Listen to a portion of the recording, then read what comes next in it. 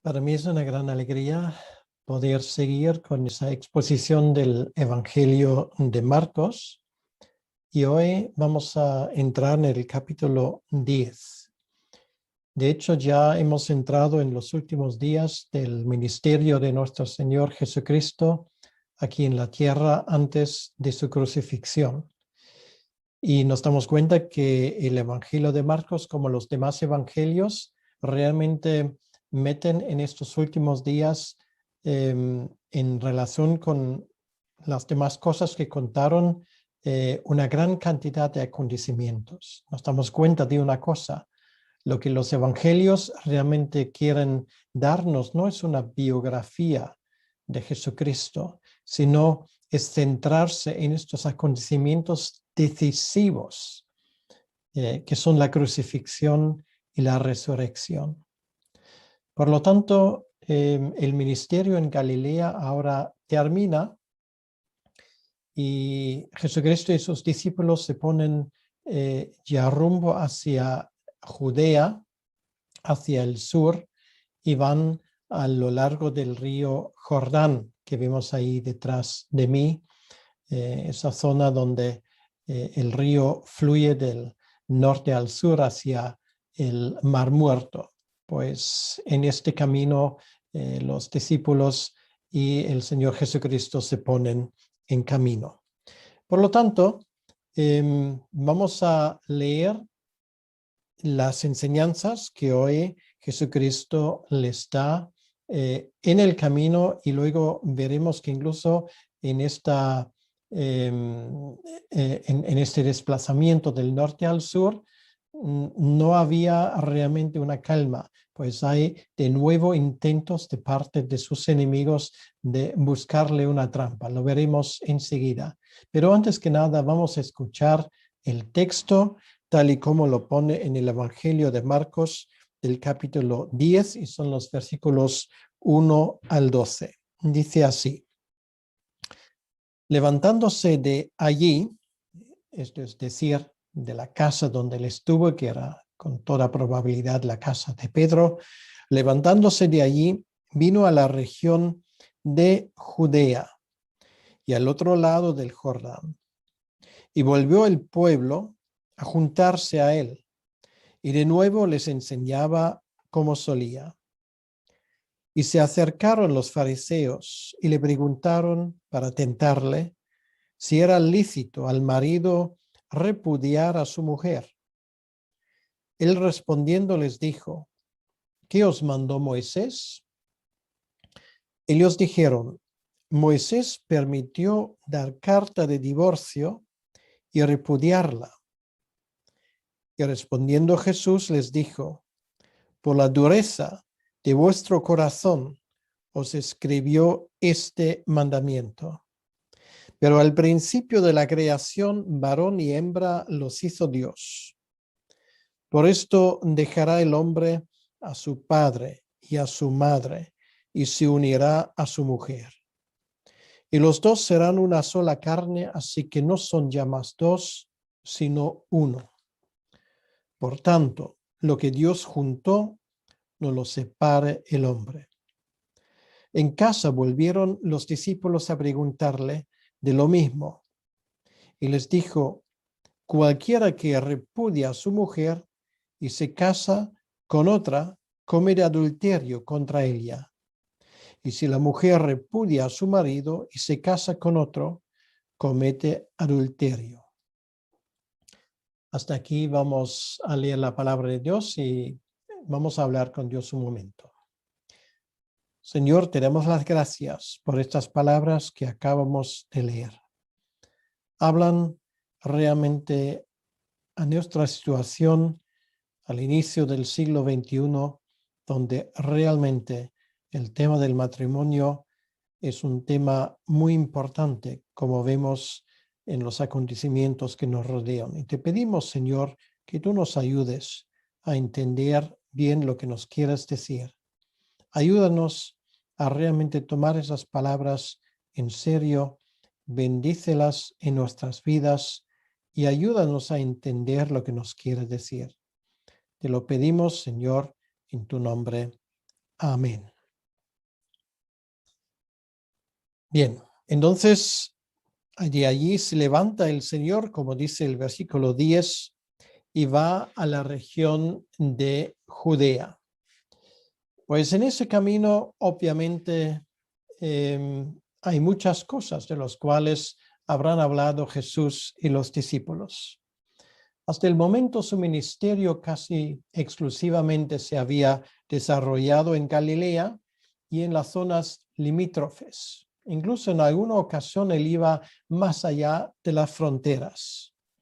Pero ahora el Señor va camino al sur y está entrando en el territorio de Judea, rumbo ya a Jerusalén. Allí dentro de muy pocos días, ya no estamos hablando de meses, sino de días, le esperaría la muerte en la cruz. Y con cada paso que da, ese cumplimiento de su misión iba a estar más cerca. Nos damos cuenta aquí que Jesús se dedica a lo que era lo principal en este momento de su ministerio, antes de morir en la cruz. Y esto era enseñar. Perdón. Aquí dice que enseñaba al pueblo como él solía. Esto era lo que normalmente lo hacía. Instruir al pueblo, ayudarles a entender las cosas de Dios. Y lo hizo de muchas maneras. Y lo hemos visto en las últimas semanas y meses. Ahora estaba cerca la fiesta del Pesaj, la fiesta de la Pascua. Y obviamente él no era el único que tomó el camino del norte al sur, particularmente ese camino a lo largo del río Jordán. Era un camino donde pasaban muchos judíos del norte al sur. ¿Por qué? Porque la fiesta del Pesaj, de la Pascua, era una de las fiestas obligatorias donde cada judío que podía tenía que estar en Jerusalén. Entonces nos podemos imaginar con facilidad que Jesucristo no solamente estaba rodeado de sus 12 discípulos, sino habrá más gente en el camino que sin lugar a duda le reconocían porque vinieron de Galilea y había pasado prácticamente 3 años y medio de su ministerio en Galilea. Y ahora nos damos cuenta en el versículo 2, dice aquí que en esta situación se le acercaron los fariseos.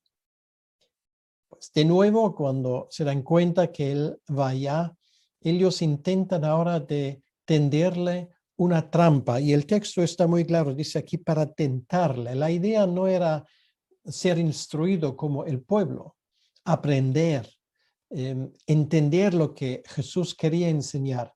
Esto no era su intención, ni muchísimo menos. Su intención era buscar una manera para encontrar algo para poder tenderle una trampa. Nos damos cuenta una cosa, qué maldad tiene que haber habido en los corazones de esa gente. Y qué maldad y qué resistencia y rebeldía en contra del Señor tiene que haber en el corazón de tanta gente que nos rodea, que lo único que les interesa no es aprender de lo que Jesús quiere decir, sino de buscar maneras como desacreditar no solamente a Jesucristo mismo, sino también a su enseñanza y a sus discípulos. La pregunta que le hacen es una pregunta envenenada y lo voy a explicar un momento. Aquí dice el versículo 2, le preguntaron si era lícito al marido repudiar a su mujer. Era una pregunta envenenada por una razón muy fácil. Ahora, cruzando el río Jordán y cruzando por Judea, Jesucristo ahora se encontraba en el territorio de Herodes, del rey Herodes, que era el rey aún de la comarca más al norte. Era ese hombre que era responsable directo de la muerte de Juan el Bautista. Aún estamos o tenemos todavía en nuestros recuerdos la historia de la cual hablamos hace un par de semanas, como Juan fue decapitado precisamente por el Herodes, por el rey Herodes, precisamente por esa idea de que las enseñanzas de Juan el Bautista iban en contra de él. Bueno, una de las cosas que Juan había hecho, él había criticado directamente la forma como vivía ese rey. ¿Y cómo vivía? Bueno, vivía en adulterio. Entonces, al pasar por su territorio, nos damos cuenta que dependiendo de lo que iba a decir Jesucristo, se iba a exponer realmente al peligro que le iba a pasar la misma suerte que a Juan. Así que esto eran las expectativas de tenderle una trampa. Ellos esperaron, obviamente, una respuesta rígida, una respuesta severa de parte de Jesucristo, pensando en el Sermón del Monte, donde había dicho semejantes cosas en cuanto al matrimonio.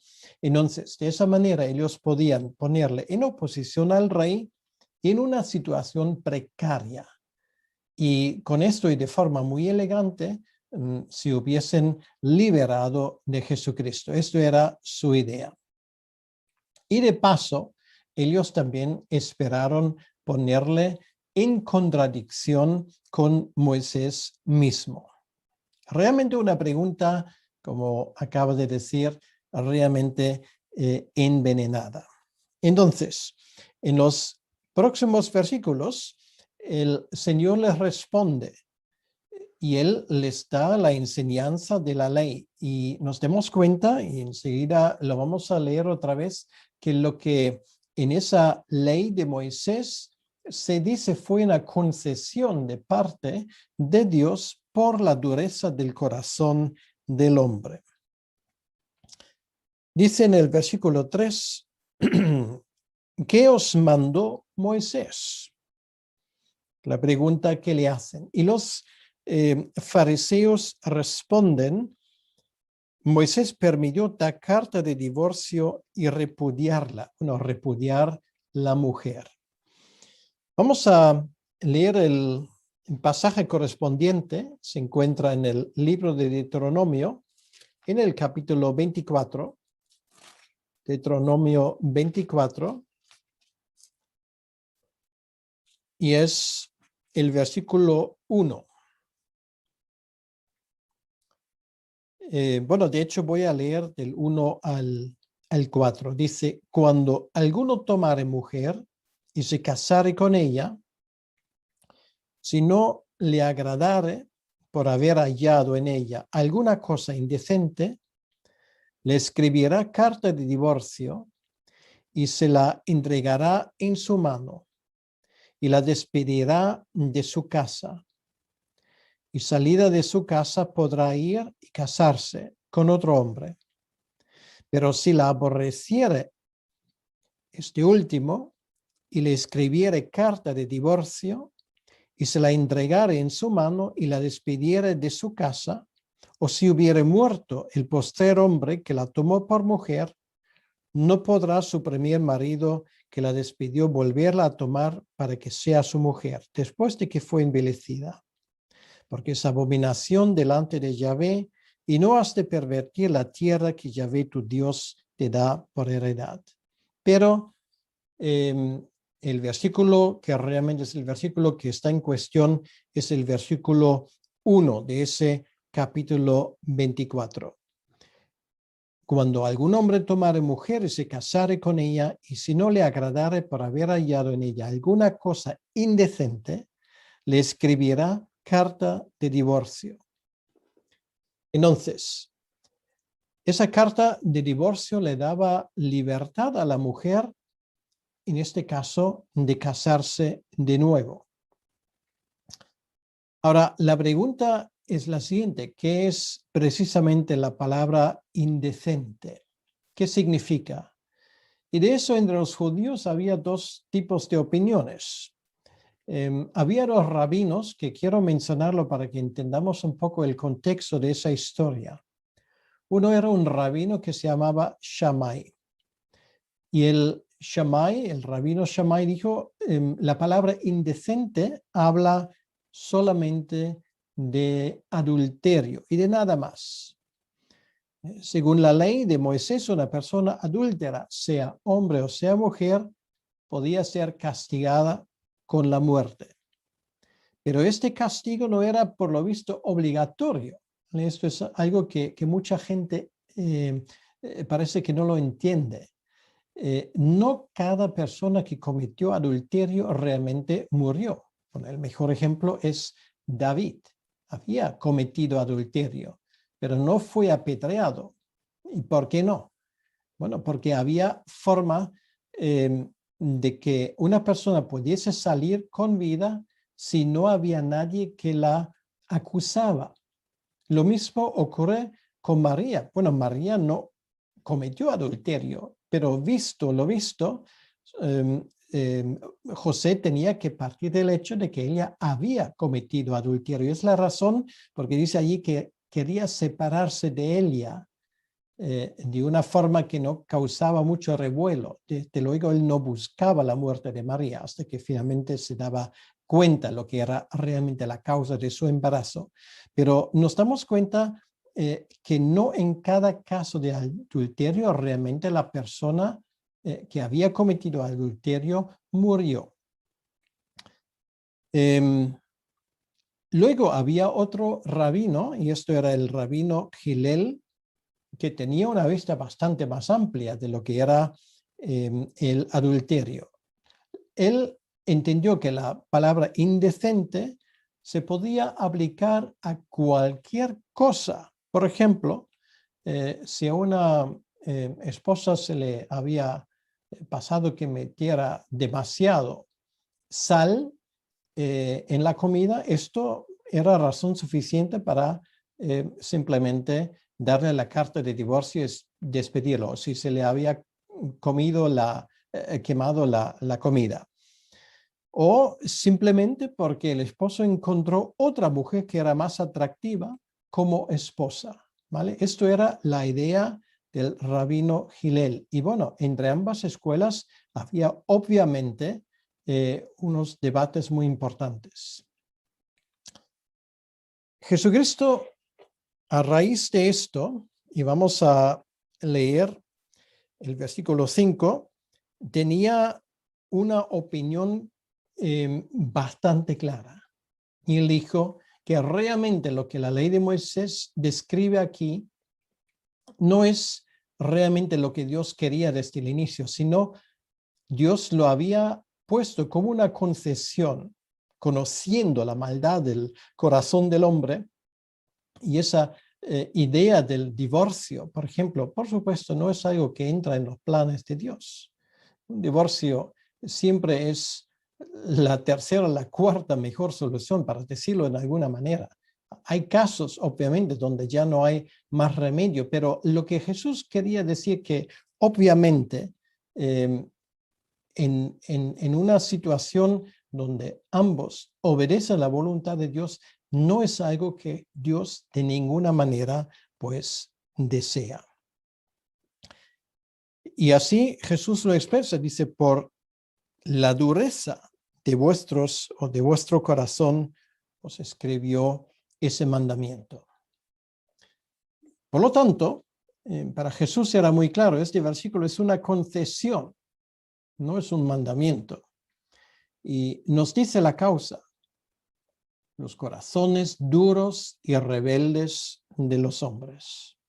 Sí, es mejor divorciarse que vivir en adulterio, pero en ningún caso, y esto es realmente lo esencial de ese versículo, el divorcio es algo deseado de parte de Dios como una opción, como se entiende hoy en día. Para cada etapa de la vida, pues puede haber alguien que encaja contigo y por lo tanto, pues cuando llega el momento, pues se separa y punto, ya está. Ahora, Jesucristo les expone lo que ha sido la intención de Dios desde el principio de la creación del hombre y respectivamente lo que el mundo opine y respectivamente de las leyes y de las ideas que el mundo nos pone a disposición. Esto, lo que leemos aquí, para el creyente es vinculante. ¿Cuál es el plan de Dios? Por lo tanto, dice en el versículo 6, pero al principio de la creación, varón y hembra los hizo Dios. Esto es la descripción de la creación del hombre y de la mujer. Y vamos a mirarlo con nuestros propios ojos. Y por lo tanto, vamos al primer capítulo de la Biblia, donde este asunto ya se deja muy claro. Es el versículo 27, que dice, y creó Dios al hombre a su imagen. A imagen de Dios lo creó, varón y hembra los creó. Y los bendijo Dios y les dijo, fructificad y multiplicaos, llenad la tierra y sojuzgadla, y señoread en los peces del mar, y en las aves de los cielos, y en todas las bestias que se mueven sobre la tierra. Esta era la idea de Dios y esto es la descripción del hombre y de la mujer. Bueno, de paso, nuestro Señor nos confirma aquí la historicidad de este acontecimiento. No es una fábula, no es algo que se ha inventado, sino para Jesucristo ese acontecimiento era un acontecimiento absolutamente histórico. No es una parábola, no es un cuento de hadas.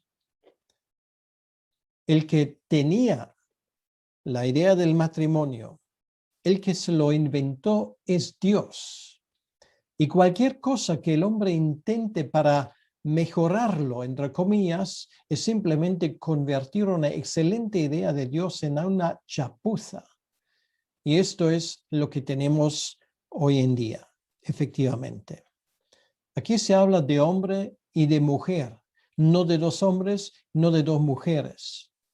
Lo que Dios había establecido desde el inicio es una cosa muy clara y lo que hoy vemos en estas leyes que se están promulgando, de hecho ya están en vigor en prácticamente todos los países del mundo, pues son simplemente leyes hechas por los hombres. Un matrimonio solamente puede ser entre hombre y mujer y no entre hombre y hombre y mujer y mujer. Esto es la Biblia llama una abominación. Así de claro, y aunque esto hoy en día pues no es algo que guste mucho, pues efectivamente así la Biblia lo establece. Esto fue el plan de Dios. Y dicho sea de paso, obviamente, con esto insistiendo en las enseñanzas de la Biblia, nos vamos a poner obviamente en contra de las leyes que hoy rigen.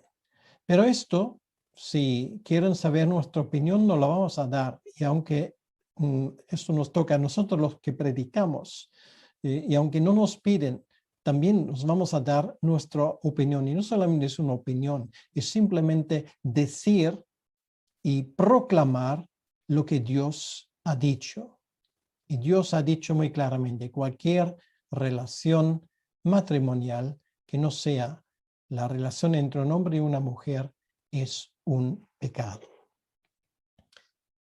Dicho sea de paso, esto es la razón porque yo tengo mis vídeos no en YouTube, para que pueda decir lo que yo quiero decir y que nadie me puede erradicar y que nadie pueda quitar esos mensajes. Aunque algún día me metan en la cárcel, allí van a estar, en mi archivo.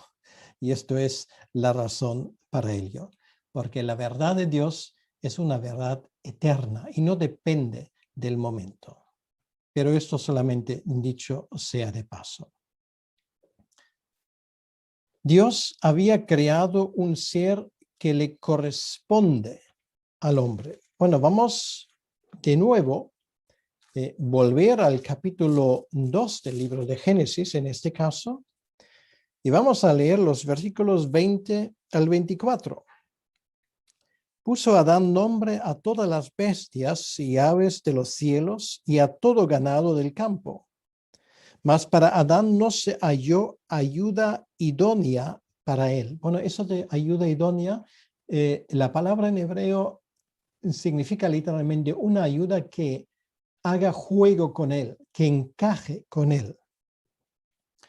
Entonces Yahvé Dios hizo caer sueño profundo sobre Adán, y mientras éste dormía, tomó una de sus costillas y cerró la carne en su lugar. Y de la costilla que Yahvé Dios tomó del hombre, hizo una mujer y la trajo al hombre. Dijo entonces Adán, y ahora lo que dice, siempre insisto en ello, en hebreo es una poesía, y es la primera poesía que habla en la Biblia. Esto se sabe cuando se estudia hebreo y lo mira. Entonces simplemente lo digo porque realmente al ver a Eva, esa vista le inspira a Adán y sale de su boca la primera poesía del mundo. Dice así: esto es ahora hueso de mis huesos y carne de mi carne. Esta será llamada varona porque del varón fue tomada. Es un juego de palabras que los traductores de la Reina Valera de una forma muy bonita han querido reflexionar. Y luego dice el versículo 24, por tanto dejará el hombre a su padre y a su madre y se unirá a su mujer y serán una sola carne. De nuevo, no se puede decirlo de forma más clara y no hay tiempo suficiente para entrar aquí en todos los detalles lo que significa el matrimonio.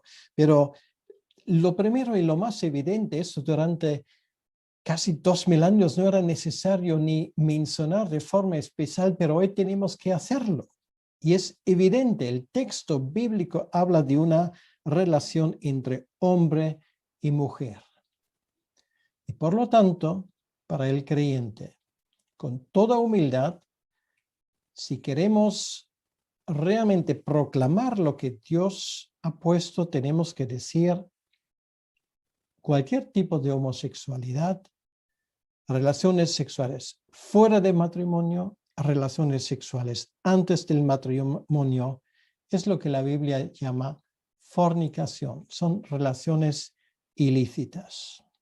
Todo esto queda prohibido en el 7º mandamiento, que dice muy claramente y lo resume en 3 palabras, por lo menos en castellano: no cometerás adulterio.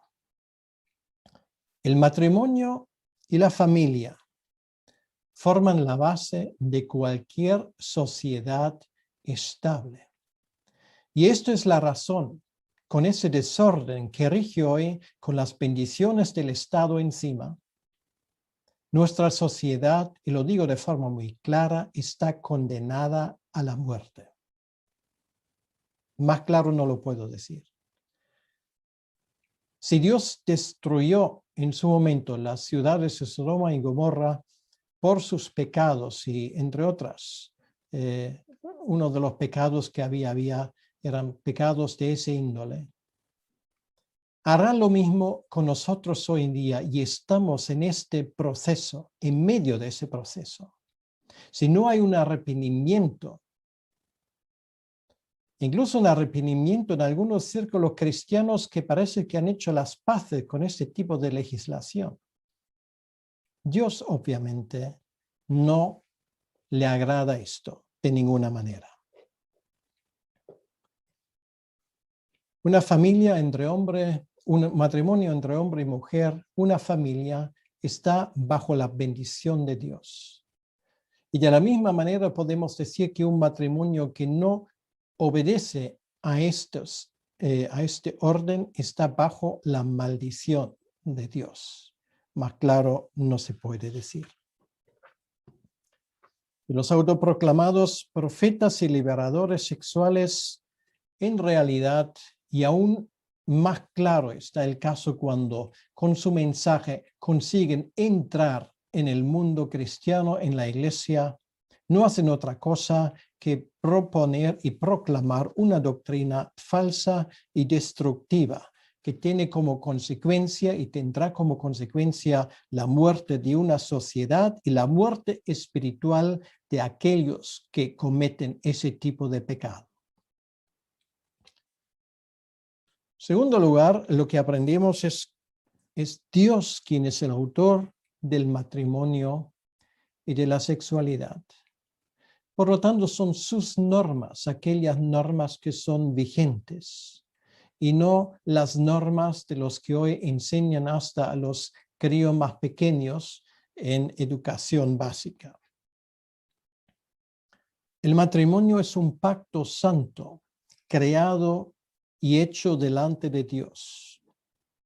No solamente es un pacto entre un hombre y una mujer, es un pacto entre un hombre y una mujer y Dios. Realmente es un triángulo.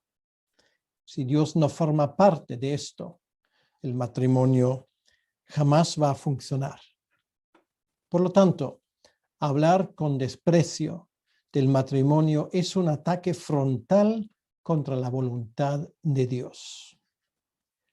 En tercer lugar, casarse significa salir de la autoridad de los padres y unirse con su mujer. Ahora ellos forman un hogar aparte y sus respectivos padres no tienen el derecho de meterse en este hogar nuevo que se ha creado. Esto no quiere decir que los dos que ahora contraen matrimonio tienen que despreocuparse de sus padres, tienen que seguir honrando a sus padres, pero desde un hogar independiente. La unión familiar, la unión entre hombre y mujer son los lazos más fuertes que puede existir en la tierra. Y son, por lo tanto, lazos más fuertes que los lazos de la antigua familia, al que ahora tanto el hombre como la mujer dejan atrás. Es tan fuerte la unión entre hombre y mujer que Pablo la usa como ejemplo de la relación entre Cristo y su iglesia. ¿Y Cristo se puede divorciar de su iglesia? Pues realmente imposible. Esto no es la idea de Dios. Ahora, ¿qué se hace esto? Esto es otra cosa. Pero que quede una cosa clara. Un divorcio, por la razón que sea, siempre será una cosa sumamente dolorosa. En cuarto lugar, aquí se habla de una sola carne. Forman un solo cuerpo. Es la relación más estrecha posible en la tierra. Literalmente el hebreo dice que los dos pegan juntos, como pegamento. Y separar lo que pertenece juntos solamente puede abrir brechas y heridas y daños que son irreparables. Y esto significa pensárselo bien antes de tomar esa decisión. Dios no quiere el divorcio, aunque es cierto, y lo vemos en el texto, porque somos pecadores, a veces no hay más remedio. Quiero hablar simplemente, quiero poner un ejemplo para que lo entendamos. Y puede ser el ejemplo, por ejemplo, de un hombre que maltrata a una mujer. No le vamos a aconsejar a esa mujer que aguante, que aguante, que aguante hasta ese hombre le mate. Pues obviamente en esos casos, esto cae en esa categoría de la cual habla Jesucristo. Se podría decir muchas cosas todavía sobre este asunto, pero no es el momento y no hay tiempo para ello. Pero lo mejor es, y ahora hablando para la mayoría de los casos, lo mejor es trabajar fuerte para que el matrimonio sea un éxito, y eso depende tanto del hombre como lo depende de la mujer. Bueno, los discípulos estaban casados, por lo menos algunos, de algunos lo sabemos a ciencia cierta.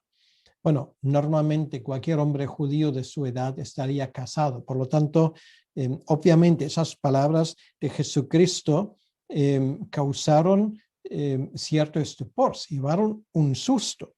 Dice aquí en versículo 12, en casa, y ahora claro, no estamos hablando ya de la casa de Pedro, ya estamos hablando de otra casa donde ellos estuvieron pasando la noche, posiblemente un tipo de albergue o alguien que les había ofrecido un lugar para descansar. Dice, en casa volvieron los discípulos a preguntarle de lo mismo y les dijo, cualquiera que repudia a su mujer y se casa con otra, comete adulterio contra ella.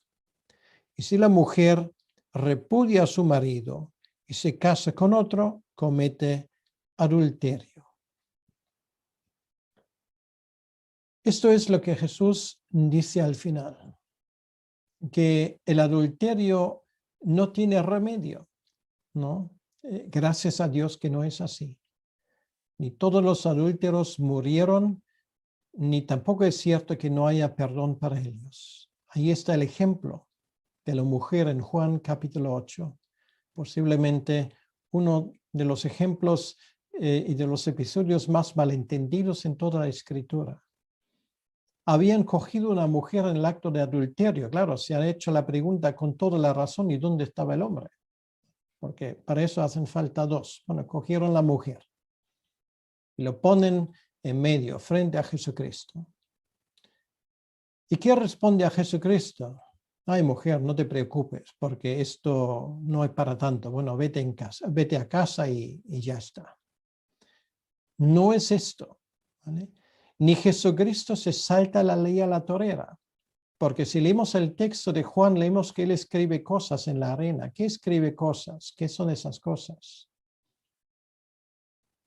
Pues sería la acusación formal de adulterio. Esto fue la idea que había detrás de traer a esa mujer. Entonces Jesús, mirando a la gente que estaba presente, dijo, ¿quién de entre vosotros está sin pecado?